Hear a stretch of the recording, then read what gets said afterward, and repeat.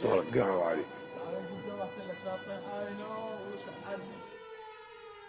యుద్ధం ముదురుతోంది. ఈ రాత్రికి ఏదైనా జరిగే అవకాశం ఉంది అనే చర్చ కూడా జరుగుతోంది. ఈ రాత్రికి అమెరికా ఇరాన్ పై భారీ బాంబింగ్ చేసే అవకాశం కూడా కనిపిస్తోంది. ఇదే విషయానికి సంబంధించి అమెరికా ఆర్థిక మంత్రి ఇప్పటికే సంచలన ప్రకటన చేశారు. మరోవైపు అరబ్ దేశాలన్నీ ఒక్కటవుతూ ఉన్నాయి. అరబ్ దేశాలు ఆదివారం అత్యవసర సమావేశానికి ఏర్పాటుకు పిలుపునిచ్చాయి. ఎందుకంటే అరబ్ దేశాల భూభాగాలను ఇరాన్ టార్గెట్ చేసుకొని దాడులకు దిగుతోంది. అరబ్ దేశాల్లో అమెరికాకు సంబంధించిన ఎయిర్ బేసులు ఉన్నాయి. ఆ ఎయిర్ బేసుల నుంచే అమెరికా ఇరాన్ పై దాడులు చేస్తున్న నేపథ్యంలో ఇరాన్ ఆ ఎయిర్ బేస్లను లక్ష్యంగా చేసుకుని దాడులు చేస్తోంది. అంతేకాదు పౌర సమాజం నివసించే ప్రదేశాలపై కూడా ఇరాన్ దాడులకు తెగబడుతోంది. డ్రోన్లు, క్షిపణులను ప్రయోగిస్తోంది. దీంతో ఇరాన్ విషయంలో ఎటువంటి చర్యలు తీసుకోవాలి, ఇరాన్ పై ఇంకా అంతర్జాతీయంగా ఏ విధంగా ఆంక్షలు పెంచాలి అనే విషయంపై ఇప్పుడు అరబ్ దేశాలు సమావేశం కాబోతున్నాయి. అరబ్ దేశాలు సమావేశమై ఇరాన్ పై ఏదైనా చర్యకు ముందుకు వెళితే పరిణామాలు ఎటువైపుకు దారితీస్తాయో తెలియదు. ఎందుకంటే ఇప్పటివరకు యుద్ధంలో కేవలం అమెరికా, ఇజ్రాయెల్, ఇరాన్ ఈ 3 దేశాలు మాత్రమే ఉన్నాయి. అమెరికా, ఇజ్రాయెల్ ఈ 2 దేశాలు కలిపి ఇరాన్ పై దాడులకు దిగుతూ ఉన్నాయి.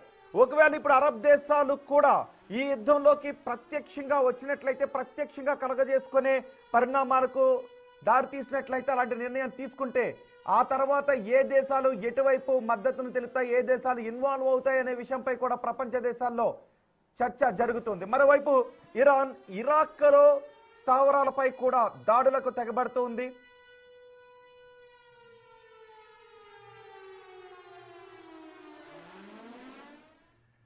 ఢిల్లీ నుంచి సమాచారం అందించడానికి మా ప్రతినిధి శివ మనకి అందుబాటులో ఉన్నారు.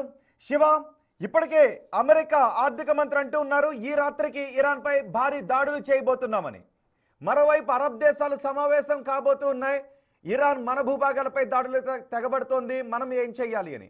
ఒకవేళ అరబ్ దేశాలు నేరుగా ఇరాన్ పై ఏదైనా చర్య తీసుకునే విధంగా అడుగు ముందుకు వేస్తే ఎటువంటి పరిణామాలకు దారితీసే అవకాశం ఉంటుంది? ఇప్పటి వరకు ఇది కేవలం 3 దేశాలు మాత్రమే డైరెక్ట్ ఇన్వాల్వ్ అయ్యాయి.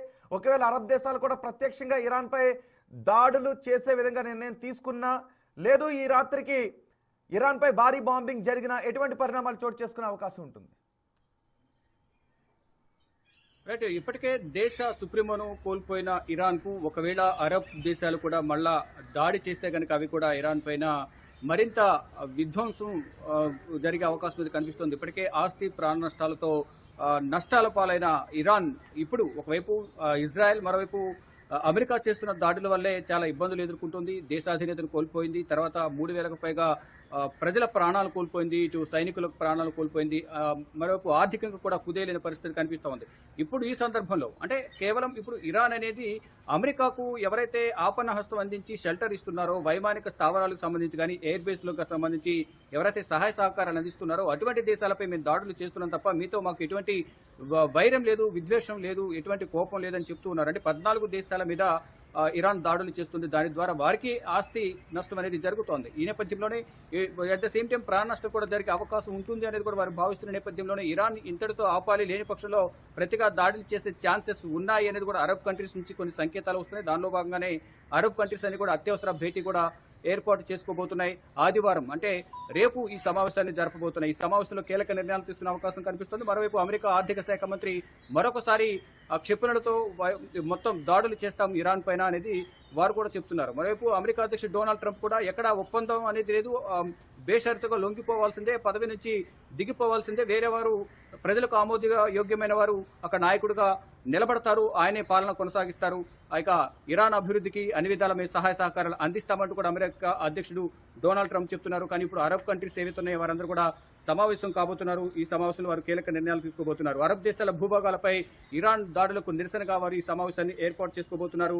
అయితే ఎమర్జెన్సీ మీటింగ్ నిర్వహించాలని కువైట్, సౌదీ, అలాగే Arabia, Qatar, Oman, Jordan, Egypt countries ఏవైతున్నాయో ఆ కంట్రీస్ అని కూడా సమావేశం కాబోతున్నాయి. దేశాలన్నీ కూడా అధికారికంగా కోరాయి. ఈ నేపథ్యంలోనే వారందరూ కూడా సమావేశం కాబోతున్నారు. అయితే ఈ సమావేశంలో ఎటువంటి నిర్ణయాలు తీసుకుంటారు? అంటే శాంతియుత వాతావరణంలో అందరూ ఉండాలని నిర్ణయం తీసుకుంటారా, లేదా ఏమైనా సంకేతాలు ఇరాన్కు పంపిస్తారా, లేదా ప్రతిగా మేము కూడా దాడి చేస్తామని ఏమైనా హెచ్చరికలు ఇరాన్కు పంపిస్తారా? ఒకవేళ హెచ్చరికలు జారీ చేస్తే మాత్రం ప్రతిఘటన ఎదుర్కోవాల్సిన పరిస్థితి అయితే ఇరాన్ వంతవుతుంది. ఈ నేపథ్యంలో ఇప్పటికే నష్టపోయింది. శివ, అదే సమయంలో ఇరాక్ పైకి ఇరాన్ క్షిపణులను ప్రయోగించింది. పైగా అది ఎటువంటి ప్రదేశం అంటే ఇతర దేశాలకు చెందిన ఉద్యోగులు ఇరాక్ లో ఉన్న కంపెనీల్లో పనిచేస్తున్న కాంపౌండ్ల పైకి దాడులకు తెగబడింది. సో ఇప్పుడు ఇతర దేశాలకు చెందిన పౌరులకు ఇరాన్ క్షిపణుల కారణంగా నష్టం జరిగితే ఆ దేశాలు ఎలా రియాక్ట్ అయ్యే అవకాశం కనిపిస్తోంది?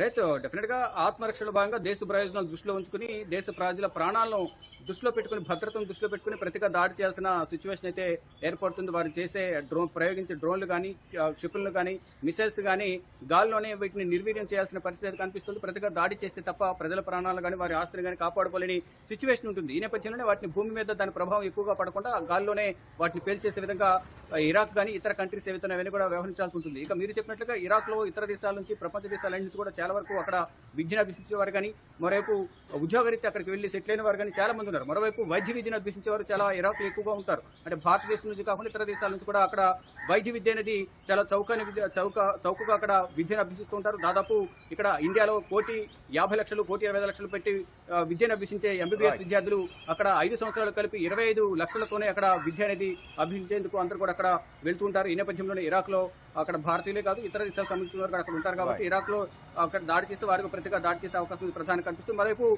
ఈ రోజు అరబ్ కంట్రీస్ అన్ని కూడా సమావేశం కాబోతున్నాయి. కాబట్టి వారు ఎటువంటి నిర్ణయం తీసుకుంటారు, ఎటువంటి సంకేతాలను ఇరాన్కు పంపిస్తారని చూడాల్సింది. మరోవైపు ఇటు ఇజ్రాయెల్ దాడులు ప్రతిదాడులతో ఇప్పటికే లెబనాన్ పై దాడి చేసింది ఇజ్రాయెల్. అక్కడ 16 మంది చనిపోయినట్లు కూడా ఇప్పుడు అధికారికంగా సమాచారం అయితే అందుతోంది. మొత్తంగా చూసుకుంటే 28వ తేదీన ప్రారంభమైన ఈ యుద్ధం, అంటే అయతుల్లా ఖమేనీ మరణంతో ప్రారంభమైన యుద్ధం అనేది ఇప్పుడు 8వ రోజు కూడా కొనసాగుతుంది.